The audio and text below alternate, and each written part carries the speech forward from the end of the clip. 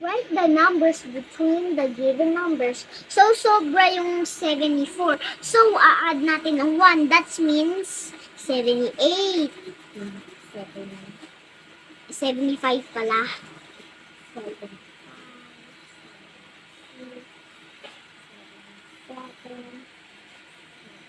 8, 7, 1, 80. Yan. Sobra kasi yung 81 sabi ni teacher. 24 hagdan 31. E dadagdagan natin 24 ng 1. E di 25. Ay, lumabo. 25.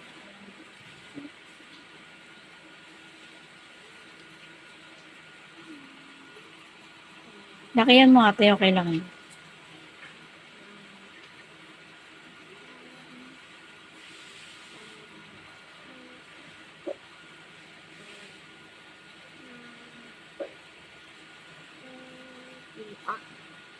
Mga napili lang namin yung mga hits.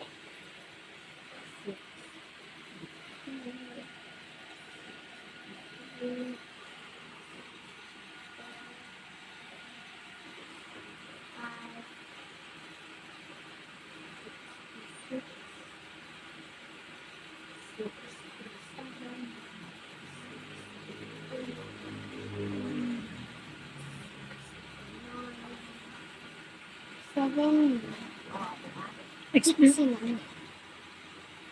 So, sabi ni teacher, sobra ito. So, add natin. Kasi, di ba, hindi naman between yung numbers yung 74, doon sa 74, tapos sa 81, di ba? Tapos yung 81, di ba? Hindi yun kasama. So, ang ginawa natin, nadagdag natin ito. Tapos yung last one, na minus natin.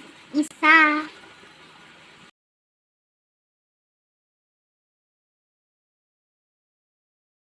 Okay. Say bye-bye. Bye guys! I hope you have a great day. Like and subscribe.